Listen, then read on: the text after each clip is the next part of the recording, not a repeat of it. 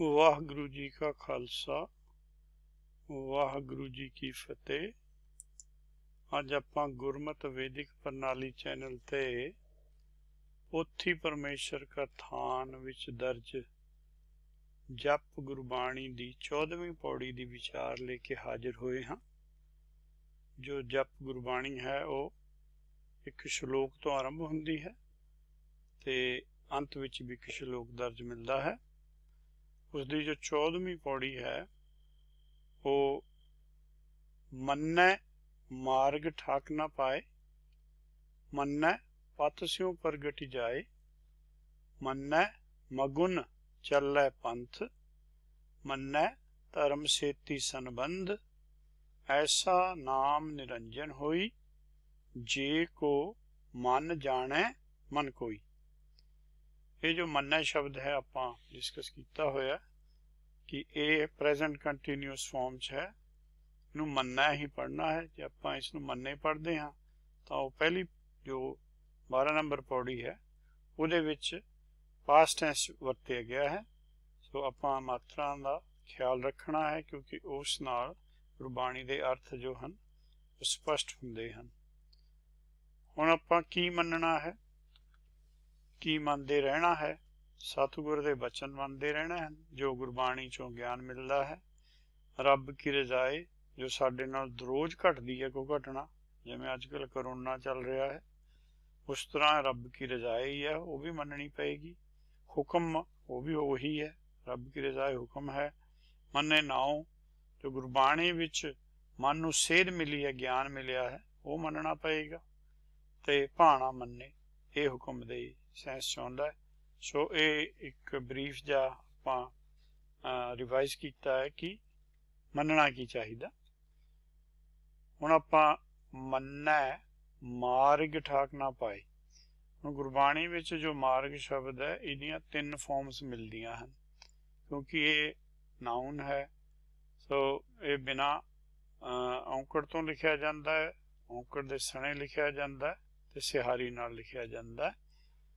तो इहदियां जो फॉर्म्स हैं वो आपां देखते हैं। गुर ते मार्ग पाइए चूकै मोह गुबार। हुण गुर दा अर्थ हैगा ज्ञानवान, गुरबाणी समझो या कोई गुरबाणी नूं समझिया होवे। मार्ग पाइए उस तो मार्ग प्राप्त हो सकता, उसनूं जे आपां पुछीए वो सानू मार्ग दस सकता है। मार्ग की है? त्रिकुटी छड्ड के हिरदे च लियाउणी है सुरत। चूकै मोह गुबार, सो जदों त्रिकुटी छुट गई मोह गुबार छुट गया। सच्चा सतगुर सेवन सच्चा मार्ग दस्या। जे आपां सच्चे सतगुर की सेवा करांगे कदे भी वो सानू सच्चा मार्ग दसेगा। वो तो पहला ही तुरिया होया उस मार्ग ते, सानू तुरना हैगा। दस्या दा भाव कि ये गुरबाणी चों ही सानू इंस्ट्रक्शन मिलती है क्योंकि गुरु नानक साहब का शब्द है। उन्होंने को कोई प्रेजेंट भगत तो है नहीं, उन्होंने को जे दसन वाले हैं तो वह भगत बाणी ही है। मेरे हीरे प्रीत राम राय की। हुण राम राय शब्द गुरु है, हिरदे विच प्रीत जागी है, जिन्हों कहने गुरु गुरु गुर कर मन मोर। वो गुरु वाली प्रीत जागी है, पर उसका रस्ता उसका जो इनिशिएशन किवें हुई सी, गुरी मार्ग पंथ बताया। किसे गुरमत दे जाणू ने वो मार्ग दस्या जिहड़ा कि पंथ बन चुकिया सी, क्योंकि चौथे पातशाह तक पंथ सी। पंथ वो मार्ग हुंदा जिहदे तो एक तो वध पंथी चलिया होवे। सो खालसा पंथ है, पर असी बार बार यही सुनी जाने हैं भी एक कौम है। कौम जो है वो सिर्फ राजां वास्ते लड़दी है, जमीनां वास्ते लड़दी है। गुरमत ने सानू कौम नहीं मन्निया होया, गुरमत ने इसनू पंथ मन्निया होया। असी नू पंथ ही कहना, पता भी है सानू पंथ तेरे दियां गूंजां कहंदे तां हन, पर वो गल कौम ते आ जांदी है। पूरा मार्ग पूरा इशनान, जे मार्ग ते आपां पै जाइए तो पूरे हो जाएंगे। ਉਹਨੂੰ इशनान कहने। सुनिए 68 का इशनान, सब कुछ पूरा, इसलिए तो आए सी। हिरदे नाम जदों पूर्ण ब्रह्म हो जाता है, पूर्ण ब्रह्म के हिरदे च फिर नाम पदार्थ प्रगट होंदा है।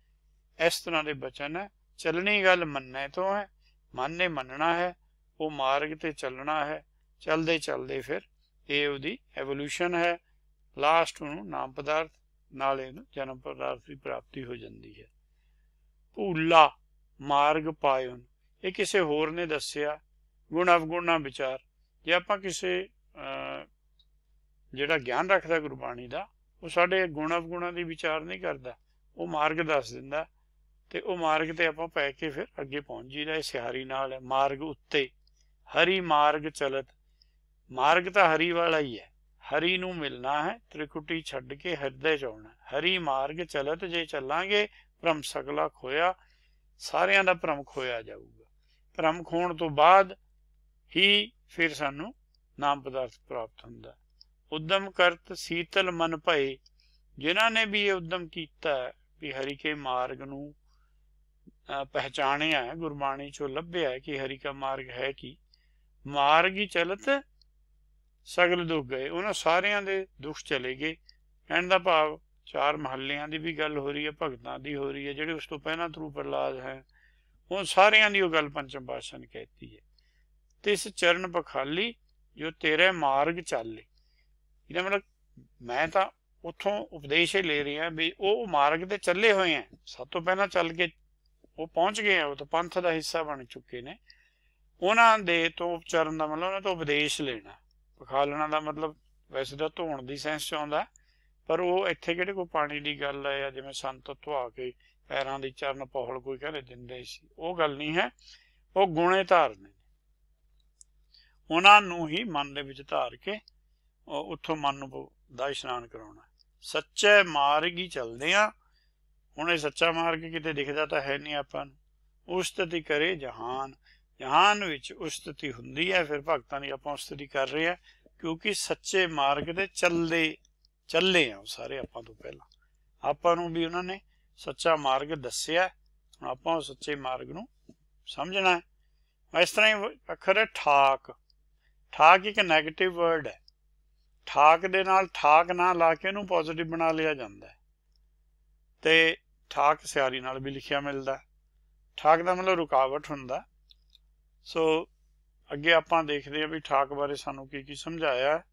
ਗੁਰਮੁਖਾਂ ਨੂੰ ਪੰਥ ਪ੍ਰਗਟਾ, ਦਰੀ ਠਾਕ ਨਾ ਕੋਈ ਪਾਏ। ਪੰਥ ਜਿਹੜਾ ਸਾਨੂੰ ਦੱਸਿਆ ਹੈ, ਪੰਥ ਹੈ ਕੀ, ਅਸੀਂ ਦਰ ਤੇ ਪਹੁੰਚਣਾ। ਦਰ ਤੱਕ ਜਾਣ ਦੀਆਂ ਜਿਹੜੀਆਂ ਮੁਸ਼ਕਿਲਾਂ, ਕਾਮ ਕ੍ਰੋਧ ਮੋਹ ਹੰਕਾਰ ਜਿਹੜਾ ਮਨ ਨੇ ਧਾਰਿਆ ਹੋਇਆ, ਉਹ ਗੁਰਮੁਖਾਂ ਨੇ ਛੱਡਤਾ, ਪੰਥ ਪ੍ਰਗਟ ਹੋ ਗਿਆ। ਪ੍ਰਗਟ ਹੋਣ ਦਾ ਮਤਲਬ ਜੰਮਿਆ ਨਹੀਂ ਹੈ ਪੰਥ, ਉਹ ਸੀਗਾ ਅੰਦਰ ਹੀ, ਪਰ ਉਹ ਉਸ ਅਵਸਥਾ ਤੇ ਆ ਗਿਆ ਕਿ ਹਨੇਰਾ ਹਟ ਗਿਆ। ਤੇ ਜਿਵੇਂ ਦਿਨ ਚ ਸੂਰਜ ਪ੍ਰਗਟ ਹੋ ਜਾਂਦਾ, ਸੂਰਜ ਤਾਂ ਸੀਗਾ ਪਹਿਲਾਂ ਹੀ, ਸੂਰਜ ਕਿਹੜੇ ਬਾਹਰ ਗਿਆ ਹੋਇਆ ਸੀ ਕਿਤੇ। ਪ੍ਰਗਟ ਇਸ ਤਰ੍ਹਾਂ ਹੁੰਦਾ ਕਿ ਉਹ ਚੀਜ਼ ਹੁੰਦੀ ਹੈ। ਧਰਤੀ ਵਿੱਚ ਤੇਲ ਸੀਗਾ, ਪਰ ਉਹ ਜਦੋਂ ਸਮਾਂ ਆਇਆ ਫਿਰ ਅਸੀਂ ਬੁੱਧੀ ਨੇ ਪ੍ਰਗਟ ਕਰ ਲਿਆ। ਦਰੀ ਠਾਕ ਕੋ ਨਾ ਕੋਈ ਪਾਏ, ਦਰ ਤੱਕ ਜਾਣ ਦੀ ਠਾਕ ਨਹੀਂ ਫਿਰ ਪੈਂਦੀ, ਦਰ ਤੇ ਹੀ ਜਾਣਾ ਆਪਾਂ। ਰਾਜਨ ਜਾਣੇ ਆਪਣਾ, ਜਿਹਨਾਂ ਨੇ ਸ਼ਬਦ ਗੁਰੂ ਜਾਣ ਲਿਆ। ਦਰੀ ਘਰੀ ਠਾਕ ਨਾ ਹੋਈ, ਨਾ ਤਾਂ ਉਹਨਾਂ ਨੂੰ ਦਰ ਤੱਕ ਠਾਕ ਹੋਈ ਹੈ, ਨਾ ਘਰ ਜਾਣ 'ਚ ਠਾਕ ਹੋਈ ਹੈ। ਤਾਂ ਹੀ ਰਾਜਨ ਦੀ ਗੱਲ ਆਈ ਹੈ। ਰਾਜਨ ਘਰ 'ਚ ਬੈਠਾ, ਆਪਾਂ ਸਭ ਨੇ ਦਰ ਤੋਂ ਘਰ ਤੇ ਜਾਣਾ, ਪਹਿਲਾਂ ਦਰ ਤੇ ਜਾਇਆ ਜਾਂਦਾ। ਆਪ ਤਰੈ ਸਗਲੇ ਕੁਲ ਤਾਰੇ, ਇਹ ਕੌਣ ਹੈ? ਜਿਹੜਾ ਆਪ ਤਰੈ, ਇਹ ਸਿੰਗੂਲਰ ਬੰਦਾ ਹੈ, ਕੋਈ ਭਗਤ ਹੈ, ਜਿਵੇਂ ਭਗਤ ਇਕੱਲੇ ਇਕੱਲੇ। ਸਗਲੇ ਕੁਲ ਤਾਰੇ, ਉਹ ਭਗਤਾਂ ਦੀ ਕੁਲ ਚੱਲਦੀ ਹੈ। ਇਹ ਜਿਹੜੀ ਸਾਰੀ ਕੁਲ ਹੈ, ਤਾਂ ਹੀ ਗੁਰੂ ਨਾਨਕ ਜੀ ਨੂੰ ਕਿਹਾ ਤਿੰਨ ਬੇਦੀਅਨ ਕੀ ਕੁਲ ਮੈਂ ਪ੍ਰਗਟੇ ਨਾਨਕ ਰਾਏ, ਇਹ ਬੇਦੀਅਨ ਦੀ ਕੁਲ ਹੈ। ਸੋ ਗਾਹਾਂ ਫਿਰ ਚੌਥੇ ਪਾਤਸ਼ਾਹ ਦਾ ਸੋਢੀਆਂ ਦੀ ਕੁਲ ਚੱਲੀ ਹੈ, ਪਰ ਇਹ ਨਿਰਾਕਾਰੀ ਕੁਲਾਂ, ਸਰੀਰ ਨਾਲ ਸੰਬੰਧਿਤ ਨਹੀਂ ਹੈ। ਤੇ ਇਸ ਦਰਗਾਹ ਠਾਕ ਨਾ ਪਾਵਣਿਆ। ਹੁਣ ਦਰਗਾਹ ਤਾਂ ਆਪਾਂ ਨੂੰ ਪਤਾ ਵੀ ਜਿੱਥੇ ਰਾਜਨ ਹੈ ਉਹ ਦਰਗਾਹ, ਜਿੱਥੇ ਦਰਬਾਰ ਲੱਗਿਆ ਹੋਈ ਦਰਗਾਹ, ਉੱਥੇ ਵੀ ਰੁਕਾਵਟ ਨਹੀਂ ਪੈਂਦੀ। ਸੱਚੇ ਸ਼ਬਦੀ ਨਿਸ਼ਾਨ, ਨਿਸ਼ਾਨ ਦਾ ਆਪਾਂ ਅਰਥ ਕੀਤਾ ਹੋਇਆ ਵੀ ਇਹ ਸ਼ਬਦ ਗੁਰੂ ਹੈ। ਇਹ ਜੋ ਸਾਡੇ ਅੰਦਰ ਧੌਂਸਾ ਜਾਂ ਕੋਈ ਧੁਨੀ ਵੱਜਦੀ ਹੈ ਜਿਹੜੀ ਕੰਨਾਂ ਨੂੰ ਨਹੀਂ ਸੁਣਦੀ, ਠਾਕ ਨਾ ਪਾਈ ਹੈ, ਉਹਨਾਂ ਨੂੰ ਕੋਈ ਠਾਕ ਨਹੀਂ ਪਈ, ਕਿਉਂਕਿ ਉਹ ਦਰਗਾਹ ਚੋਂ ਹੀ ਆ ਰਹੀ ਹੈ। ਉਹ ਸਾਰੇ ਆਪਣੇ ਜੋ ਔਗਣ ਹੈ ਉਹ ਛੱਡ ਕੇ ਹੀ ਸ਼ਬਦ ਨਿਸ਼ਾਨ ਨਾਲ ਸਾਡਾ ਜੋ ਹੈ ਉਹ ਮੇਲ ਹੁੰਦਾ। ਸੋ ਇਸ ਤਰ੍ਹਾਂ ਆਪਾਂ ਨੂੰ ਸਮਝਾਇਆ ਗਿਆ। ਹੁਣ ਨਾਨਕ ਦਰ ਕਰ ਏਕੰਕਾਰ, ਦਰ ਤੱਕ ਵੀ ਪਹੁੰਚਣ ਲਈ ਏਕੰਕਾਰ ਹੋਣਾ ਪੈਂਦਾ। एक अंकार कोल दो पदार्थ हैं। ਉਹ फिर अगे दर तो जो घर च दाखिल हुंदा वो राजान च दाखिल हो गया, उत्थे पहला ही संगत हैगी है, भगत उत्थे ही है, उन्होंने राजे कहांगे प्लूरल सेंस, या फिर दीवान च औंकड़ ला के कहांगे, राजान ते भी औंकड़ लगे क्योंकि वो है एज ए कलैक्टिव नाउन है, पार ब्रह्म की अवस्था। ਜਿਹੜੇ चार पदार्थ वाले ने वो घर च ने उन्होंने कोल पार ब्रह्म वाली अवस्था। पूर्ण ब्रह्म ਜਿਹੜਾ ਉਹ ਦਰ ਤੇ आया, वो राजा बन गया, राजे ਨੂੰ ਹੁਣ ਅੱਗੇ ਰਾਜ ਮਿਲਣਾ, ਫਿਰ ਰਾਜਿਆਂ ਦਾ ਹੁਕਮ ਚੱਲਦਾ, ਉਹ ਹੁਕਮ ਜਿਹੜਾ ਹੈਗਾ ਉਹ ਘਰ ਤੋਂ ਜਾਰੀ ਹੁੰਦਾ। ਨਾਨਕ ਦਰ ਦੇ ਵਿੱਚ ਦਰ ਤੱਕ ਤੇ ਘਰ ਤੱਕ ਏਕ ਓਂਕਾਰ ਹੀ ਹੈ। ਜਿਹੜਾ ਆਪਾਂ ਓਂਕਾਰ ਤੋਂ ਪਹਿਲਾਂ ਇੱਕ ਪੜ੍ਹਦੇ ਆ ਉਹ ਏਕ ਓਂਕਾਰ ਹੈ, ਇਹਦੇ ਤੇ ਔਂਕੜ ਲੱਗਿਆ ਹੋਇਆ, ਇਹ ਖਾਸ, ਇਹ ਸਦਾ ਸਦਾ ਰਹਿੰਦਾ, ਇਹ ਨਿਰਗੁਣ ਔਰ ਸਰਗੁਣ ਦੋਨਾਂ ਸਰੂਪਾਂ 'ਚ ਰਹਿੰਦਾ। ਹੁਣ ਆਪਾਂ ਅੱਗੇ ਚੱਲਦੇ ਹਾਂ, ਠਾਕੇ ਸ਼ਬਦ ਥੋੜਾ ਜਿਹਾ ਡਿਟੇਲ ਕਰਦੇ ਹਾਂ। ਨੌ ਦਰ ਠਾਕੇ, ਹੁਣ ਇੱਥੇ ਰੋਕਣ ਦੀ ਗੱਲ ਹੈ, ਸੁਰਤ ਨੂੰ 9 ਦਰਾਂ ਚੋਂ ਜਾਣ ਤੋਂ ਰੋਕਣਾ। ਧਾਵਤ ਰਹਾਏ, ਕਿਉਂਕਿ ਇਹ ਧੌਂਦੀ ਹੈ, ਦੌੜਦੀ ਹੈ ਸੁਰਤ ਬਾਹਰ ਨੂੰ। 10ਵੇਂ ਨਿਜਕਰ ਵਾਸਾ ਪਾਏ, ਇਹਨੂੰ 9 ਚੋਂ ਮੋੜ ਕੇ ਬੁੱਧੀ ਨੇ ਮਨ ਨੂੰ ਆਪਣੇ 10ਮ ਦੁਆਰ ਜਿਹਨੂੰ ਆਪਾਂ ਕਹਿੰਦੇ ਆ ਹਿਰਦਾ, ਉੱਥੇ ਇਹਨੂੰ ਵਾਪਸ ਲਿਆਉਣਾ, ਉੱਥੇ ਵਿਚਾਰ ਹੋਊਗੀ, ਉੱਥੋਂ ਫਿਰ ਇਹਨੂੰ 2 ਪਦਾਰਥ ਔਰ 2 ਤੋਂ 4 ਮਿਲਣਗੇ। ਬੋਹਿਤ ਚੜੋਂ ਜਾਂ ਆਵੇ ਵਾਰ, ਇਹ ਆਪਣੀ ਗੱਲ ਕਰ ਰਹੇ ਆ ਗੁਰੂ ਨਾਨਕ ਜੀ, ਕਹਿੰਦੇ ਵੀ ਬੋਹਿਤ ਮੈਂ ਤਾਂ ਚੜ ਗਿਆ, ਬੋਹਿਤ ਤੇ ਨਾਮ ਦੇ ਬੋਹਿਤ ਤੇ ਚੜ ਗਿਆ, ਜਦ ਵਾਰੀ ਆਈ, ਕਹਿਣ ਦਾ ਭਾਵ ਜਦੋਂ ਮਨ ਚਿਤ ਪੂਰੇ ਹੋ ਗਏ।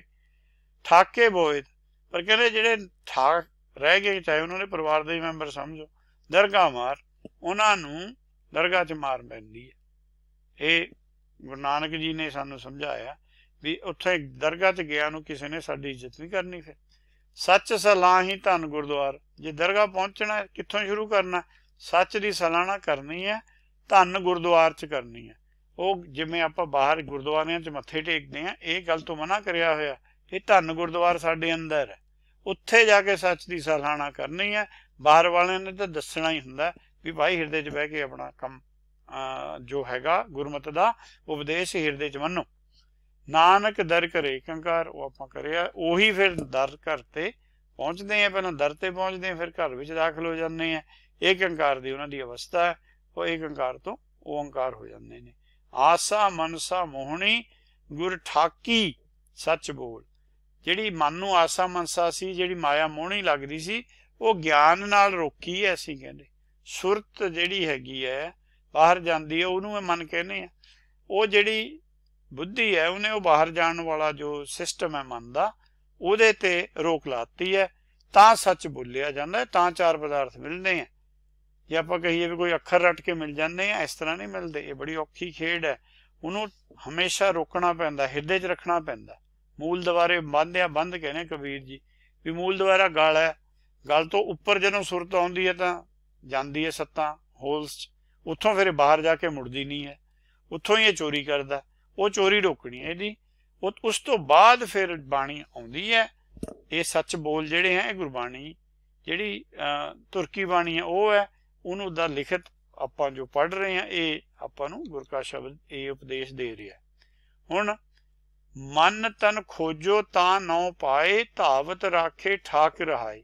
ਹੁਣ ਇਹ ਠਾਕ ਇਹ ਵੀ ਰੋਕਣ ਦੀ ਸੈਂਸ 'ਚ, ਇਹ ਮਨ ਤਨ ਖੋਜੋ, ਜਿਹੜਾ ਤਨ ਦੇ ਵਿੱਚ ਆਪਣੇ ਹਿਰਦੇ 'ਚ ਮਨ ਹੈਗਾ, ਮਨ ਦੇ ਵਿੱਚ ਇੱਕ ਤਨ ਹੈ ਜਿਹੜਾ ਉਹਦਾ ਜਿੱਥੋਂ ਪੈਦਾ ਹੁੰਦਾ, ਉਹਨੂੰ ਖੋਜੋ, ਜਿਹੜਾ ਮਨ ਦੇ ਵਿੱਚ ਬੈਠਾ ਉਹਨੂੰ ਖੋਜੋ, ਤਾਂ ਨੌ ਪਾਏ, ਉਹਨਾਂ ਨੂੰ ਫਿਰ ਨਾਮ ਪ੍ਰਾਪਤ ਹੋਏਗਾ। ਪਹਿਲਾਂ ਨਾਮ ਮਿਲਦਾ, ਧਾਵਤ ਰਾਖੇ, ਕਿਉਂਕਿ ਉਹਨਾਂ ਨੇ ਆਪਣੀ ਜਿਹੜੀ ਸੁਰਤ ਹੈ ਉਹ 10 ਦੁਆਰਿਆਂ 'ਚੋਂ 9 ਦੁਆਰਿਆਂ 'ਚੋਂ ਰੋਕੀ ਰੱਖੀ। ਠਾਕ ਰਹਾਈ, ਠਾਕ ਰਹਾਈ ਕਹਿਣ ਦਾ ਭਾਵ ਉਹ ਰੋਕੀ ਰਹੀ, ਉਹਨੂੰ ਗਿਆਨ ਦੇ ਨਾਲ ਹੀ ਰੋਕਿਆ ਜਾ ਸਕਦਾ, ਹੋਰ ਕੋਈ ਤਰੀਕਾ ਕੋਈ ਕਰਮ ਨਹੀਂ ਹੈ ਜਿਹਦੇ ਨਾਲ ਸੁਰਤ ਬਾਹਰ ਜਾਣੋਂ ਰੁਕੇ। ਗੁਰਸੇਵਾ ਤੇ ਸਦਾ ਸੁਖ ਪਾਈਏ, ਗੁਰਸੇਵਾ ਭਾਈ ਇਹ ਹੁੰਦੀ ਹੈ, ਗੁਰਬਾਣੀ ਪੜ੍ਹ ਕੇ ਮਨ ਨੂੰ ਇਹ ਸਮਝ ਆ ਜਾਣੀ ਚਾਹੀਦੀ ਹੈ ਕਿ ਮੈਂ ਆਪਣੇ ਮੂਲ ਦੀ ਸੇਵਾ ਕਰਨੀ ਹੈ। ਸਦਾ ਸੁਖ ਦਾ ਭਾਵ ਹੈ ਸੁਖ ਸਾਗਰ 'ਚ ਨਿਵਾਸ ਮਿਲਦਾ। ਹਉਮੈ ਮੇਰਾ ਠਾਕ ਰਹਾਏ, ਹਉਮੈ ਔਰ ਮੇਰਾ ਹੀ ਤਾਂ 2 ਸਭ ਤੋਂ ਬੜੇ ਜਿਹੜੇ ਫਾਟਕ ਹੈ, ਜਿਹੜੇ ਸਾਨੂੰ ਗਾਹ ਨਹੀਂ ਜਾਣ ਦੇ ਰਹੇ, ਉਹ ਜਿਹੜੇ ਹਉਮੈ ਮੇਰਾ ਉਹ ਮੁਕਾਏ ਜਾਂਦੇ ਨੇ। ਠਾਕ ਰਹਾਇਆ, ਤਾਂ ਇਸ ਤਰ੍ਹਾਂ ਜਿਹੜਾ ਜੀਵ ਹੈ ਉਹ ਫਿਰ ਆਪਣੇ ਦਰ ਤੋਂ ਘਰ 'ਚ ਪਹੁੰਚਦਾ ਹੈ। ਧਾਵਤ ਰਾਖੇ ਠਾਕ ਰਹਾਏ, ਗੁਰ ਪ੍ਰਸਾਦੀ ਪਰਮ ਪਦ ਪਾਏ, ਗੁਰ ਪ੍ਰਸਾਦ ਤੋਂ ਬਿਨਾਂ ਇਹ ਕੰਮ ਨਹੀਂ ਹੋ ਸਕਦਾ।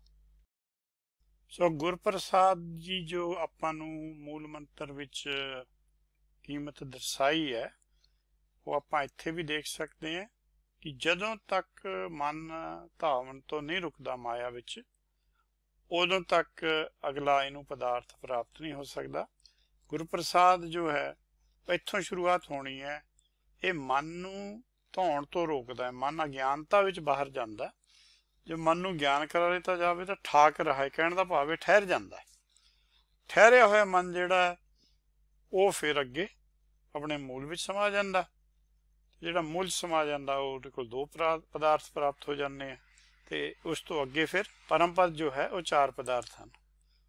ਸੋ ਅਖੀਰ ਵਿੱਚ ਜੋ ਹੈ ਉਹ ਪਹਿਲਾਂ 2 ਪਦਾਰਥ ਹੈ, ਫਿਰ 2 ਤੋਂ 4 ਪਦਾਰਥਾਂ ਦੀ ਪ੍ਰਾਪਤੀ ਹੈ। ਅੱਗੇ ਆਪਾਂ ਹੁਣ ਸ਼ਬਦ ਡਿਸਕਸ ਕਰਦੇ ਹਾਂ। ਪਤ ਮੰਨੈ ਪਤ ਸਿਉ ਪ੍ਰਗਟ ਜਾਏ।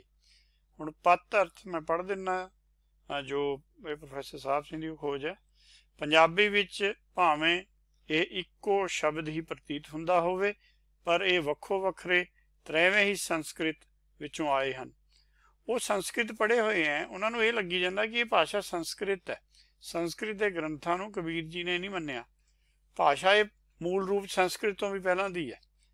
ਇਹ ਸ਼ਾਇਦ ਉਹਨਾਂ ਨੂੰ ਪਤਾ, ਕਿਉਂਕਿ ਜੇ ਸੰਸਕ੍ਰਿਤ ਹੁੰਦੀ ਫਿਰ ਇਹ 'ਚ ਕੱਕਾ ਖੱਖਾ ਗੱਗਾ ਤੋਂ ਉਪਦੇਸ਼ ਨਹੀਂ ਸੀ, ਫਿਰ ਕ ਖ ਗ ਤੋਂ ਹੋਣਾ ਸੀ। ਇਹ ਮੂਲ ਰੂਪ ਵਿੱਚ ਇਹ ਜਿਹੜੀ ਗੁਰਮੁਖੀ ਭਾਸ਼ਾ ਹੈ, ਵੈਦਿਕ ਭਾਸ਼ਾ ਪਹਿਲਾਂ ਦੀ ਚੱਲੀ ਆ ਰਹੀ ਹੈ। ਸ਼ਬਦ ਪਤ ਦਾ ਸਿਹਾਰੀ ਵਾਲੇ ਨਾਲ ਜਦੋਂ ਪੱਪਾ ਤੱਤੇ ਨੂੰ ਸਿਹਾਰੀ ਦਾ ਸੰਸਕ੍ਰਿਤ ਵਿੱਚ ਅਰਥ ਹੈ ਖਸਮ ਮਾਲਕ, ਜਾਂ ਜਿਹਨੂੰ ਆਪਾਂ ਪਤੀ ਕਹਿੰਦੇ ਹਾਂ।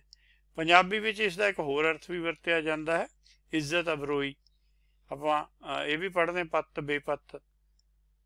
ਸ਼ਬਦ ਪੱਤ ਇੱਕ ਵਚਨ ਹੈ। ਹੁਣ ਜੇ ਔਂਕੜ ਨਾਲ ਲਿਖਿਆ ਹੋਵੇ ਫਿਰ ਇਹਦੀ ਫਾਰਮ ਬਦਲ ਜਾਂਦੀ ਹੈ, ਫਿਰ ਇਹ ਇੱਜ਼ਤ ਅਬਰੋਈ ਦੀ ਜਗ੍ਹਾ ਇੱਕ ਵਚਨ ਹੋ ਜਾਂਦਾ। ਸੰਸਕ੍ਰਿਤ ਵਿੱਚ ਪਾਤਰ ਹੈ, ਇਹਦਾ ਜੋ ਮੇਨ ਫਾਰਮ ਹੈ ਉਹ ਪਾਤਰ ਹੈ, ਜਿਹਦਾ ਮਤਲਬ ਭਾਂਡਾ ਪਿਆਲਾ ਖੱਪਰ, ਜਿਹੜਾ ਜੋਗੀਆਂ ਦੇ ਹੱਥ 'ਚ ਹੁੰਦਾ। ਇਸ ਦਾ ਬਹੁਵਚਨ ਪੱਤ ਹੈ, ਪਰ ਇਸ ਉੱਪਰ ਲਿਖੇ ਅਰਥ ਵਿੱਚ ਇਹ ਸ਼ਬਦ ਪੱਤ ਸ਼੍ਰੀ ਗੁਰੂ ਗ੍ਰੰਥ ਸਾਹਿਬ ਜੀ ਵਿੱਚ ਨਹੀਂ ਆਇਆ। ਪੱਤ ਮੁਕਤਾ ਵਾਲਾ ਗੁਰੂ ਬਾਣੀ ਵਿੱਚ ਉਹ ਕਹਿੰਦੇ ਨਹੀਂ ਆਉਂਦਾ ਹੈਗਾ। ਇਹ ਪਲੂਰਲ ਵਰਡ ਹੈ। ਕਹਿਣ ਦਾ ਮਤਲਬ ਜੋਗੀ ਦੇ ਹੱਥ 'ਚ ਇੱਕੇ ਪੱਤਰ ਹੁੰਦਾ, 2 ਤਾਂ ਉਹ ਚੱਕਦਾ ਨਹੀਂ ਹੈ। ਹੁਣ ਜਿਹੜਾ ਪੱਤ ਸ਼ਬਦ ਮੁਕਤਾ ਹੈ ਇਹ ਪਲੂਰਲਸ ਦੀ ਸੈਂਸ 'ਚ ਆਉਂਦਾ, ਕਿੱਥੇ ਆਉਂਦਾ ਉਹ ਵੀ ਦੱਸਣਗੇ। ਸੋ ਸ਼ਬਦ ਪੱਤ ਵਾਸਤੇ ਸੰਸਕ੍ਰਿਤ ਵਿੱਚ ਇੱਕ ਹੋਰ ਸ਼ਬਦ ਹੈ ਪੱਤਰ, ਜਿਸ ਦਾ ਅਰਥ ਹੈ ਰੁੱਖਾਂ ਦੇ ਪੱਤਰ। ਪਰ ਇੱਕ ਜਗ੍ਹਾ ਇਹ ਸ਼ਾਇਦ ਪਾਠਾਂਤਰ ਲੱਗਦਾ, ਤਿਤ ਸ਼ਾਖਾ ਮੂਲ ਪੱਤ ਨਹੀਂ ਡਾਲੀ। ਇੱਥੇ ਵੈਸੇ ਚਾਹੀਦਾ ਤਾਂ ਸੀਗਾ ਮੁਕਤਾ, ਪਰ ਇੱਥੇ ਲਾਇਆ ਹੋਇਆ। ਇਹ ਪੱਤਿਆਂ ਦੀ ਸੈਂਸ 'ਚ ਆ ਰਿਹਾ, ਕਿਉਂਕਿ ਨਹੀਂ ਤਾਂ ਇਹਦਾ ਅਰਥ ਖੱਪਰ ਬਣ ਜਾਏਗਾ। ਇਹਦਾ ਖੱਪਰ ਨਾਲ ਕੋਈ ਲੈਣਾ ਦੇਣਾ ਨਹੀਂ ਇਸ ਪੰਕਤੀ ਦਾ। ਸਿਰ ਸਭਨਾ ਪ੍ਰਧਾਨਾ ਜਿਹੜਾ ਪਰਮੇਸ਼ਰ ਹੈ ਉਸ ਦੀ ਗੱਲ ਹੋ ਰਹੀ ਹੈ। ਸੋ ਇੱਥੇ ਇਹ ਪਾਠਾਂਤਰ ਹੈ, ਜਿਹੜੇ ਪੜ੍ਹਦੇ ਹਨ ਉਹ ਨੋਟ ਕਰ ਲੈਣ। ਇਸ ਤਰ੍ਹਾਂ ਹੀ ਸਾਡੇ ਕੋਲ ਕਾਫੀ ਜ਼ਿਆਦਾ ਪਾਠਾਂਤਰ ਹਨ, ਖਾਸ ਕਰ ਮੱਤ ਸਿਆਰੀ ਵਾਲਾ ਔਰ ਮੱਤ ਔਂਕੜ ਵਾਲਾ, ਉਹਦੇ ਤੇ ਵੀ ਕੋਈ ਬਹੁਤੀ ਕਲੈਰਿਟੀ ਨਹੀਂ ਹੈ। ਹੁਣ ਆਪਾਂ ਇੱਕ ਸ਼ਬਦ ਪੜ੍ਹਦੇ ਹਾਂ ਪ੍ਰਗਟ। ਮੰਨੇ ਪਤ ਸਿਉ ਆਪਾਂ ਵੈਸੇ ਪ੍ਰਗਟ ਪੜ੍ਹਦੇ ਹਾਂ, ਸ਼ਬਦ ਪ੍ਰਗਟ ਹੁੰਦਾ, ਲਿਖਿਆ ਵੀ ਜਾਂਦਾ ਪ੍ਰਗਟੇ। ਹੁਣ ਪ੍ਰਗਟ ਦਾ ਅਰਥ ਕੀ ਹੁੰਦਾ ਹੈ ਵੀ ਜਿਵੇਂ ਇਹ ਖਾਲਸਾ ਮਹਿਮਾ ਚੋਂ ਪੰਕਤੀ ਆਪਾਂ ਲਈ ਹੈ, ਪ੍ਰਗਟਿਓ ਖਾਲਸਾ, ਹੱਖੇ ਪੈਰ ਬਿੰਦੀ ਆ, ਖਾਲਸਾ ਹੁੰਦਾ ਪਰਮਾਤਮ ਕੀ ਮੌਜ। ਹੁਣ ਅਸੀਂ ਕਹੀ ਜਾਂਦੇ ਹਾਂ, ਜਿੱਥੋਂ ਮਰਜ਼ੀ ਸੁਣ ਲਓ, ਖਾਲਸਾ ਸਾਜਨਾ ਦਿਵਸ, ਖਾਲਸਾ ਸਾਜਨਾ ਦਿਵਸ। ਹੁਣ ਖਾਲਸਾ ਕਿਹੜੇ ਕੋਈ ਜੜ ਵਸਤੂ ਹੈ ਵੀ ਉਹ ਸਾਜਿਆ ਜਾਏਗਾ? ਇਹਨਾਂ ਦੋਹਾਂ ਵਰਡਸ ਦੇ ਮੀਨਿੰਗ ਦੇਖ ਲਓ। ਉੱਪਰ ਸਪਿਰਿਚੁਅਲ ਮੀਨਿੰਗਸ ਹੈ, ਮੈਨੀਫੈਸਟ, ਐਵੀਡੈਂਟ, ਰਿਵੀਲਡ, ਅੰਦਰੋਂ ਹੀ ਪ੍ਰਗਟ ਹੋਇਆ। ਜਿਵੇਂ ਸੂਰਜ ਜਿਹੜਾ ਹੈਗਾ ਉਹ ਬੱਦਲ ਜਾਣ ਤੋਂ ਬਾਅਦ ਪ੍ਰਗਟ ਹੋ ਜਾਂਦਾ ਹੈ, ਜਾਂ ਸਵੇਰੇ ਹਨੇਰੇ ਤੋਂ ਬਾਅਦ ਪ੍ਰਗਟ ਹੋ ਜਾਂਦਾ ਹੈ। ਇਹ ਪ੍ਰਗਟ ਦਾ ਮਤਲਬ ਉੱਥੇ ਪਹਿਲਾਂ ਸੀਗਾ, ਉਹਦੇ ਪਰ ਕੋਈ ਪਰਤ ਚੜੀ ਹੋਈ ਸੀ, ਉਹ ਪਰਤ ਹਟ ਗਈ ਤੇ ਉਹ ਪ੍ਰਗਟ ਹੋ ਗਿਆ। ਸਾਜਣਾ ਤਾਂ ਹੈਗਾ ਕੋਈ ਚੀਜ਼ ਨੂੰ ਪ੍ਰੋਡਿਊਸ ਕਰਨਾ ਇਨੀਸ਼ੀਅਲੀ ਤੋਂ। ਸੋ ਅਸੀਂ ਕਦੇ ਖਾਲਸਾ ਨੂੰ ਸਾਜਣਾ ਨਹੀਂ ਕਹਿ ਸਕਦੇ। ਸੋ ਪ੍ਰਗਟ ਦਾ ਜਿਹੜਾ ਆਪੋਜ਼ਿਟ ਵਰਡ ਹੈਗਾ ਉਹ ਹੈ ਗੁਪਤ, ਕਿਉਂਕਿ ਹੁਕਮ ਪ੍ਰਗਟ ਗੁਪਤ ਹੁੰਦਾ। ਜਿਹੜਾ ਹੁਣ ਹੁਕਮ ਚੱਲ ਰਿਹਾ ਇਹ ਗੁਪਤ ਹੋ ਜਾਏਗਾ। ਉਹਦਾ ਭਾਵ ਹੈ ਵੀ ਕੰਸੀਲ ਹੋ ਜਾਣਾ ਹੈ ਉੱਥੇ ਹੀ, ਪਰ ਉੱਥੇ ਆਪਾਂ ਨੂੰ ਉਹਦੀ ਅਨੁਭਵ ਨਹੀਂ ਹੋ ਰਿਹਾ। ਸੋ ਹਿਡਨ ਹੋ ਜਾਂਦਾ। ਸੋ ਇਹਦੇ ਇਸ ਤਰ੍ਹਾਂ ਦੇ ਮੀਨਿੰਗ ਹੈ। ਆਪਾਂ ਸਿੱਖਿਆ ਲੈਣੀ ਹੈ ਗੁਰਬਾਣੀ ਤੋਂ। ਗੁਰਸਾਖੀ ਜੋਤ ਪ੍ਰਗਟ ਹੋਏ। ਜੋਤ ਤਾਂ ਸਾਡੇ ਸਭ ਦੇ ਅੰਦਰ ਹੈ ਹੀ, ਪਰ ਪਤਾ ਨਹੀਂ ਹੈ। गुरबाणी दसदी है, गुर की साखी दसदी है कि सब अंदर जोत है, सब में जो जोत है सोए। पर यह गल साइंस वाले नहीं मानते, ये गल भगतां दी मन्नी हुई है। गुप्त प्रगट होए बैसा लोक राखे भाओ। हुण इत्थे गुप्त और प्रगट अपोजिट वर्ड करके मैं पंक्ति पाई हुई है कि पता लगे भी गुप्त प्रगट तो अपोजिट हुंदा। गुरमुखी कार कमावणी सच घटी प्रगट होए। जिहड़ियां ने गुरमुखां वाली कार कमाई है, जो तुध भावे साई भली कार तू सदा सलामत निरंकार, ये कार नूं मन के जिहड़े चलणगे, सच हैगा शब्द गुरु घट प्रगट होए। हिरदे च शब्द गुरु प्रगट होना है। ब्रह्म मह जन जन में पार ब्रह्म, वो तीसरी अवस्था, तीसरी लेयर है, वो समझो चौथी है। पहला तो मन है, मन के पिछे बुद्धि है, फिर मूल है, फिर पार ब्रह्म है। नाम ध्याए सो सुखी। और ध्याउंदा कौन है? पूर्ण ब्रह्म ध्याउंदा। तिस मुख उज्जल होई। उन्हां दे मुख फिजिकल स्कल नहीं है, ये उन्हां दी बुद्धि पूर्ण बुद्ध हो गई है। गुरपूरे ते पाई है। पर यह मत की तो लई सी, ये गुरमत लई कित्थों सी? पूरे गुर तो लई सी, गुरमुख नादंग तो लई सी, जिन्हें कि गुरमुख नादंग प्रगट किया सी, फिर गुरमुख वेदंग तो लई सी। उन्हें फिर गुरमुख नूं, गुरमुखी ने वेद लिखिया। आप वेद मत दे थ्रू पढ़ रहे हैं सब कुछ। प्रगट सबनी लोई, वो फिर सारिया लोयां च प्रगट हो जाता। कहने का भाव वो सुख सागर च निवास कर लेंदा। हुण अगली पंक्ति जिहड़ी है ये बहुत विचारन वाली है। इहदे काफ़ी असीं गलत अर्थ कीते हैं, वो भी आपां डिस्कस कर लांगे।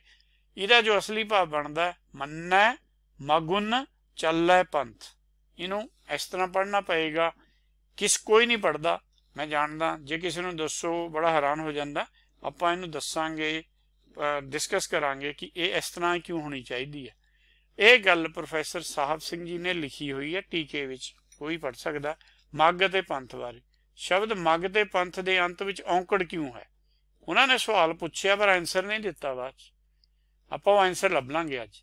साधारण नियम अनुसार तो इत्थे सिहारी ही चाहिए है।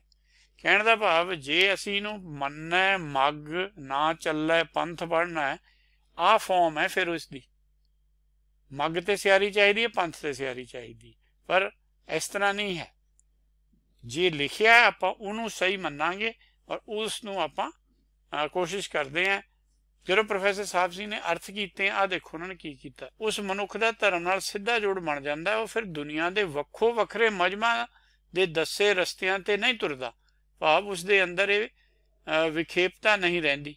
हुण वो रस्तियां की गल करन लग गए, जबकि पंथ मग मन्ने जिवें वो पढ़ रहे हैं, मग ना चलै पंथ, वो तो गगे ते औंकड़ है, वो सिंगुलर हुंदा। आप जी भली भांति जानते हो कि शब्द मग ते पंथ ते औंकड़ लगा है। मैं कमेंट लिखिया सी लेख, वो एक वचन का सूचक है। भी तुसीं ग्रैमर की भी गल करी जाने हो ते रस्तियां ते भी लिखी जाने हो, फिर थोड़ी गल कौन मन्नेगा? ग्रैमर तां है जे तुसीं रस्ता अर्थ करो। यही कमेंट है। मगे मगे मन्ने मग ना चले पंथ। एक होर एक सज्जन है, वो भी साहब सिंह नाल बड़ा प्यार करते हैं। उन्होंने अर्थ है गुर शब्द सिद्धांत की कमाई करने वाला बंदा भिन्न भिन्न हुण रस्ता लिखता। हुण पुछो भी तुहानूं पंजाबी भी नहीं लिखनी आउंदी, या तो भिन्न भिन्न रस्ते लिखो या रस्ता लिखो। ये हू बहू उत्थों कॉपी किया मैं उन्होंने। सो ये पंक्ति किसी नूं समझे नहीं आई हुण तक, क्योंकि ये गुरमत की बहुत डूंगी खोज मंगती सी पंक्ति। सब तो छोटी पंक्ति है। हुण आपां देखदे हां भी मग सियारी नाल आउंदा, उत्थे नन्ना लगदा पंक्तियां अपने कोल है। धर्मराय तिनका मित है, ये शब्द गुरु है। जम मग ना पावे। ਜਿਹੜੇ अपने सुरत नूं मग ते नहीं जान दिंदे, अपने जम का मतलब हुंदा भरम ते, उन्हां दा मित्र बन जांदा। उन्हां नाल मित्रता ही है, होर किसे नाल नहीं है। जम मग ना जावो, थानू आपां नूं कहे जम मग ना जावो, सैकंड परसन है, ना दुख पाओ। जे कोई जम दे भरम दे रस्ते ते नहीं जाएगा, गुरबाणी विचार लेगा, उन्होंने दुख नहीं रहेगा। नहीं तो वह जन्म मरण के दुख च रहिंदा। जम का डर भौ भग है। हुण जिहड़ा भरम दा ने भौ पाया होया अंदर, वो तां भजदा है जे आपां गुरबाणी विचार करांगे। जे नहीं करांगे, एवें पढ़ी जावांगे, फिर आपां नूं कोई अर्थ नहीं मिलना। सुख सागर पायोन दिंत। हुण ये शब्द बड़ा स्पैशल है। ये भी जिवें मगुन एक बार आया, भी दिंत भी एक बार आया गुरबाणी च। हरि मार्ग ना हुट्टै, इहदे अलग अलग अर्थ होए हुए हैं। प्रोफैसर साहिब सी ने तो ये अर्थ थल्ले दिते हैं, दिंत दा दिता होया कीता, कोई अर्थ नहीं बनता इस पंक्ति का। पर जेडे हैंगे कान सिंह जी नाभा उन्होंने आ दिता होया विशेषण प्रकाशवान या रोशन, सुख सागर पायो दिंत, एवं आया होया अपने को पंक्ति। उन्होंने इस दे अर्थ सही खोजे हैं फिर भी कि प्रकाशवान है, सुख सागर जो है वो तो हमेशा ही प्रकाशवान है। वो पाया हैगा महल्ले चौथे के सवैये हैं, कल भट्ट जी दस रहे हैं भी चौथे पातशाह ने सुख सागर च निवास पा लिया। किवें? हरी मग ना हुटे, हरी दे मग दे चलण तो हटे नहीं, हरी दे मग ते ही चलते रहे। यही सानू उपदेश है, ना उन्होंने कोई अखर रटिया ना कुछ करिया जिहड़ा असी अजकल पता नहीं कित्थों सिख लिया। वो हरि मन नूं उन्होंने हरी दे मार्ग ते तोरिया, उन्होंने हिरदे च लिजा के विचार कीती है। हुण इत्थे देखो सब तो वड्डी जो आपां नूं उपदेश मिलिया, छोड़ सियाणप बहुत चतुराई दोए कर जोड़। हुण दोए कर है मन ते चित्त, आउटर कॉन्शियस ते इनर कहने जोड़। उस तो बाद अरदास करी दी है। साडी जिहड़ी अरदास असीं करदे हैं गुरद्वारियां च, वो किसे गुरमत दे नेम च नहीं आउंदी। जदों तक कर नहीं जुड़े अरदास नहीं कर सकते। उस तो पहलां तां तुहाडीआं मंगां रखना तो वैसे ही सानू शुक्रिया करना चाहिए, मंग थोड़ा रखनी चाहिए है। जो दिता है पहला उही नहीं साडे तां उहदा ही धन्नवाद नहीं हो रहा। साध मग चल, इत्थे देखो लिखिया भी साध ने जो दस्सिया रस्ता वो मार्ग ते चलना चाहिए सानू। वो कहने मग ना चले पंथ। वो किवें अर्थ करके मैनू तां अज तक ये गल दी हैरानी है कि इन्नी जगह गुरबाणी च दस्सिया है भी मग ते तां चली दा, वो कही जाने मग ते चली दा नहीं है। हुण मगुन शब्द जप गुरबाणी विच वरते अनेक होर शब्दां जिवें कि सोचै, कूत, जीभो शब्दां वांग एक बार दर्ज मिलदा। होर तां छोड़ो जिवें दिंत शब्द इक्के बार गुरबाणी च मिलदा है, समसर गुरबाणी विच भी इक्को बार मिलदा है। तां इहदा जो आपां इहनूं जे स्टडी करना मगुण मामा ए शब्द गुण बहुवचन दे अगेतर विच वरत के इसनूं माया दे तिन गुणां तो रहत होण दा संकेतक है। मगुण दा अर्थ हुंदा है सुच्चा। एक तां तिन गुणां च पंथ चलदे आ जिहड़े सिमरत शास्त्र दे चलाए होए, ओह तां पंथ है ही नहीं, ओह तां मत्तां ने। पंथ तां सिर्फ गुरमत है। कोई समैटिक वालियां नूं भी पंथ नहीं दसम पातशाह ने गिणिया, वो भी सब मत्तां ही ने। मगुण माया दे तिन गुण अवगुणां नूं मिटा के, जिस दे गुरबाणी विच अनेक संकेत हैं, आपां उह संकेत पढ़ लैंदे हां हुण भी ये मगुण दे अर्थ आपां नूं होर क्लीयर हो जाणगे। पर मम्मा ला के नैगेटिव बनदा है। आपां दो अर्थ शब्द लए, होर बथेरे शब्द होणगे। नूर अते मनूर, नूर दा अर्थ चमक वाला हुंदा ते मनूर दा अर्थ हुंदा मैल, एक दूए तो अपोजिट है। मम्मा ला के नैगेटिव बन जांदा हुंदा अखर। जिवें गुण माया दे जिहड़े नैगेटिव गुण सी उहदे नाल मम्मा ला के उत्थे पॉजिटिव बन गया। होए ते महोए, ये दोहे वर्ब है। होए दा अर्थ हुंदा होवेगा ते महोए दा मतलब है नहीं हुंदा। सो ये साडा ये भाषा दा साडी दा रूल है, सानू स्टडी करनी चाहिदी सी दी। असी अर्थ करन नूं पहलां शुरू करते अपने ते स्टडी लैंगवेज दा साडा जिहड़ा भेद है, शब्द भेद नहीं जाणिया। हुण इत्थे पढ़ ली आपां नाम पदार्थ नौ निध पाए, किहनां नूं मिले हैं? भगतां नूं मिले हैं भाई ये सब। क्यों? क्योंकि वो मगुण पंथ ते चले हैं। त्रै गुण मेट समावणिया, ये जिहड़ा मगुण पंथ है त्रै गुण तो उपर है। तिहूं गुणा विच सहज ना पाइए, तां ही साडे कोल मगुण पंथ है। क्योंकि वो तिन गुणा वाला जिहड़ा रस्ता है उहदे नाल सहज अवस्था ही नहीं आपां नूं हासिल हो सकदी। त्रै गुण भरम भुलाए, इस तरह ही त्रै गुणा च फसे चले जाने हैं। त्रै गुण पढ़े, ये सिमरत शास्त्र है, वो त्रै गुण ही पढ़ी जाने हैं। हरि तत्त ना जाने, उन्होंने पता ही नहीं है। परमात्मा जिहड़ा सब तो घटिया अखर वरतिया जाता है पापात्मा, और परमात्मा एक शब्द है जिहड़ी सब तो मैली, मनूर तो भी थल्ले, उन्होंने तो परमेश्वर का नाम दिता हो इन्होंने, क्योंकि उन्होंने हरि का तत्त नहीं आया। साडे वांगू मगुण शब्द समझ नहीं आया तो वह किसी होरे रस्ते तुरे रह गए। इन माया त्रै गुण बस कीने, ये जिहड़ी माया हैगी है ये त्रै गुणां दा साडे अंदर भुलेखा पा जाती है। इहदे करके त्रै गुण साडे अंदर चलते हैं, वो त्रै गुणां दे असीं बस च रहने हैं। इसका मतलब असीं वो त्रै गुणां तो उपर वाले पंथ च रहना, वो हैगा मगुण पंथ। मन्नै मगुण चले पंथ। सो मगुण त्रै गुणां तो बाहर, त्रै गुणां तो उपर हो के जिहड़ा पंथ सानू दस्सिया गुरबाणी ने, जिहड़ा गुरमत ने मन्निया होया हैगा, असीं उस पंथ नूं मन के उस गुरबाणी का ज्ञान लेके उहदे ते चलना हैगा। ये उपदेश हैगा मगुण। हुण जे आपां जिन्ना हुण तक कीता उहदा संखेप करिए ते मन्नै मगुण चले पंथ, इस पंथ ते चलना है।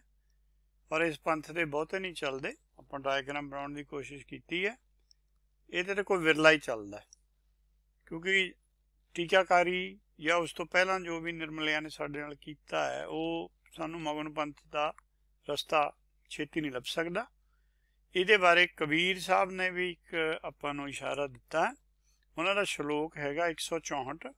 इनू आपां लिखिया उस तरह जिवें फुल स्टॉप लगने चाहिए बाणी च। पहला एक फुल स्टॉप कबीर जी जिहड़ा वर्ड कबीर है उस तो पहला चाहिए। कबीर जिह मार्ग पंडित गए पाछे परी बहीर। पंडितां कोल की सी, सिमरत शास्त्र सी या कर्म कांड सी, उत्थे नहा लो, जहाँ जाइए तो जल पखान, या तो कहते भी पत्थर के मूहरे झुक जाओ, या फिर भाई अपना किते नहा लो, जोगियां वाला काम। वो रस्ते ते तां कहते बहीर तुरी हुई है। आपां भी देख लो जिन्ने आपां जिन्हां नूं तीर्थ मन्ने होए सिखां च, उत्थे बहीरां ही तुरियां फिरदियां, लभदा तां किसे नूं कुछ है नहीं। एक अवघट घाटी राम की, ये सीगा मगुण पंथ। तह चढ़ रहे हो कबीर। कबीर जी कहने मैं कला ही जा रहा उस रस्ते ते, कोई नाल नहीं आउंदा हुंदा। ये भगतां ने शुरू किया मार्ग। ये बस उस तो बाद नामदेव जी फिर रविदास जी 15 भगत होए ने। उस तो बाद फिर गैप पिया थोड़ा जिहा, फिर गुरु नानक जी आए ने, ते उस तो बाद फिर तीसरे पातशाह समय शेख फरीद जी आए ने, जिहड़े कि गुरु नानक नाल उन्हां नूं मिले होए सी। गुरु नानक साहब नाल उन्हां दी मुलाकात हुई सी, पर वो छोटी उम्र दे सी। जो उपदेश दिता वो उपदेश लेके वो आए हैं, पर उन्होंने बाणी थानू राम हरि ये शब्द नहीं मिलते हैं। जिन्ने उन्हें श्लोक हैं 4 शब्द हैं, उन्होंने वर्ड मिसिंग है, क्योंकि वो उस मत चों आए हैं। जिहड़ी पूरी मत है वो कबीर जी कोल है, उन्होंने कोल सारे शब्द है। सोचा सोचना हो गई, जो सोचा शब्द है वो सोच शब्द है, उत्थों ही आया हुआ, कबीर जी की बाणी चों आया हुआ। सो ये तो पता लगता कुछ जिहड़े भुलेखे च रहने हैं कि जी साडी मत तां फरीद जी तो शुरू हुई है। उन्होंने कदे खोजिया नहीं। गुरबाणी च भी सब तो पहला जिन्हां दी ज्ञान होया उन्हां दा नाम है। जिथे भी कबीर जी की बाणी फरीद जी दे नाल है, पहला कबीर जी की बाणी है, बाद च फरीद जी की है। उदों पता लगता है भी जिहड़ा क्रॉनिकल ऑर्डर है वो कबीर जी पहला ते लास्ट विच फरीद जी है। इस तो बाद हुण जिहड़ी अगली सैकेंड लास्ट पंक्ति अपने कोल रह गई है, अगली पंक्ति का रिपीट ही हो रही है। मन्नै धर्म सेती संबंध। हुण जिन्हां ने मगुण पंथ फड़िया है उन्हां दा ही धर्म नाल संबंध बनूगा। होर जिहड़े चले ही नहीं उस मार्ग ते उन्हां दा धर्म नाल संबंध किवें बन सकदा। इहदे बारे अपने कोल गुरबाणी चों ही प्रमाण है। कबीरा जहाँ ज्ञान तह धर्म है, जहाँ झूठ तह पाप। आ सिमरत शास्त्र वाली गल्लां है। उन्होंने कदे वो बेलमत नहीं है। जिहड़ी बेलमत नहीं वो झूठी मत है। वो सोचा सोचना हो गई है, वो कोलों सोच के बनाई हुई है। कुछ अखर इधरों फड़ लिया, उधरों फड़ लिया। वो भानवती का कुनबा हुंदा, कहते कहाँ की ईट कहाँ का रोड़ा, भानवती ने कुनबा जोड़ा। वो इस तरह हुंदा कम। जहाँ लोभ तह काल है। जिथे लोभ होगा, लोभ मन नूं ही है। जो ज्ञान ही नहीं दिता, लोभी बनाता, वो तो फिर काल दे बसे रहना। वो अकाल नहीं हो रहा। जहाँ खिमा तैं आप, जे खिमा का गुण आ जाए भी सब कुछ हुक्म च हो रहा, फिर परमेश्वर अंदरों प्रगट हो जाता। ये रब की रजाए मनना, इनू कहने खिमा। गुरबाणी होर भी जपजी च आपां नूं उपदेश है। धौल धर्म। धौल धर्म हैगा जिहड़ा सचखंड तो आउंदा। धर्म सेती संबंध जाके धर्म अपना जुड़ना हैगा 4 पदार्थां नाल। वो धौल धर्म आया सी ते सानू भी धौल बना देगा दोबारा। दया का पूत, परमेश्वर ने दया करके वो उत्पन्न किया वेद मत। धौल का मतलब बुलद नहीं हुंदा, धौल का मतलब सफेद हुंदा। जिहड़ा किसी भी भरम तो रहत होवे वो धौल हुंदा, प्योर। वो दया का पूत है। परमेश्वर ने दया करके वो पैदा करके भगतां नूं दस्सिया ते भगतां ने सानू दस्सिया। ये पौड़ी 16 है। अगे अमुल धर्म। ये साडा जिहड़ा धर्म है अमुल है, क्योंकि ये आए सचखंड तो रहा। उत्थे तक कीमत किसी की पाई नहीं जा सकती उस ज्ञान की। अमुल दीवान। और आया कित्थों है? उत्थे दीवान है, देखो सजिया होया। ये एक कलैक्टिव वॉइस है, अनेक है फिर एक है, अनेकता विच एकता है पूर्ण ब्रह्मा दी। उत्थों ये धर्म चलिया होया और इहदे नाल संबंध थोड़ा बन जाएगा, क्योंकि साडी मत बेदमत है। धर्म सेती व्यापार ना कीतो, धर्म दा व्यापार दा एक सिस्टम सी। मन ने औगुण छड्ड के गुण लेने सी, ये व्यापार सी। कर्म ना कीतो मित, जिन्हें बख्शिश करनी सी ਉਹਦੇ ਨਾਲ ਤਾਂ ਮਿੱਤਰਤਾ ਹੋ ਹੀ ਨਹੀਂ ਸਕਦੀ। ਸ਼ਬਦ ਗੁਰੂ ਨਾਲ ਕਿਵੇਂ ਸਾਂਝ ਪੈ ਜਾਏਗੀ ਜਦ ਵਪਾਰ ਨਹੀਂ ਸ਼ੁਰੂ ਕੀਤਾ। ਅਮੁੱਲ ਧਰਮ ਤਾਂ ਆਏਗਾ, ਪਹਿਲਾਂ ਮਨ ਨੂੰ ਮਨਾਇਆ ਤਾਂ ਜਾਵੇ ਵੀ ਭਾਈ ਆਪਾਂ ਮੁਕਤ ਹੋਣਾ। ਜਦ ਮੁਕਤ ਹੋਣ ਨੂੰ ਇਹ ਮੰਨਦਾ ਫਿਰ ਗਿਆਨ ਲੈਂਦਾ, ਇਹ ਵਪਾਰ ਸ਼ੁਰੂ ਹੋ ਜਾਂਦਾ। ਔਗਣ ਛੱਡਦਾ, ਗੁਣ ਲਈ ਜਾਂਦਾ, ਗੁਣ ਭਰਪੂਰ ਹੋ ਜਾਂਦਾ। ਗੁਣ ਭਰਪੂਰ ਨੂੰ ਫਿਰ ਦੋ ਪਦਾਰਥ ਮਿਲ ਜਾਂਦੇ ਆ, ਮੁਕਤ ਪਦਾਰਥ ਮਿਲ ਜਾਂਦਾ, ਕਹਿਣ ਦਾ ਭਾਵ ਮੁਕਤੀ ਦੀ ਅਵਸਥਾ 'ਚ ਆ ਜਾਂਦਾ। ਉਹ ਫਿਰ ਕਰਮ ਨਾ कीतो मित, एक कर्म करन लई दो पदार्थ जिहड़े हैं, नाम पदार्थ है जन्म पदार्थ, ये परमेश्वर ने देने हैं। ये सारा साइकिल है साडा। अखीरी जिहड़ी पंक्ति है रिपीट हुंदी है, ऐसा नाम निरंजन होई। ये अमुल धर्म ही है, मुल दीवान चों आया होया, उहदी गल दस रहे हैं। जे को मन जाने, जे कोई मन्ने, मनी कोई मन तो शुरू होनी है, मन दे विच जिहड़ा बैठा उहदे नाल मन दी बन जावे तां ये ऐसा नाम निरंजन प्रगट हुंदा है। वीर जी ने आपां नूं इस बारे होर भी उपदेश दिता होया, जह एक निरंजन निरंकार प्रभ। आपां कहा सी ना, नानक दर कर एक अंकार, ये हुई है। जब एक, वो एकता च है, अमुल धर्म है। निरंजन निरंकार प्रभ, सारे एक जगह होए हैं। एक लिखिया, एक नहीं लिखिया होया। एक दा मतलब हुंदा कलैक्टिव नाउन, सब कुछ आपे करता।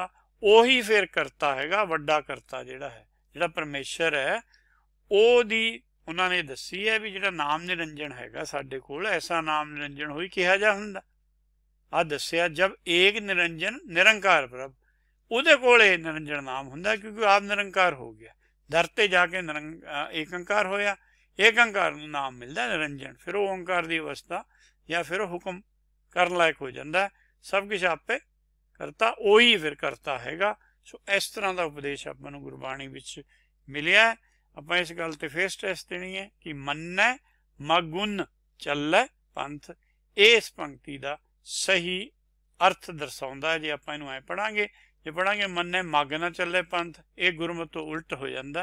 सो इसदा ख्याल रखना। आपां इत्थे समाप्ति करते हैं। वाहिगुरू जी का खालसा, वाहिगुरू जी की फतेह।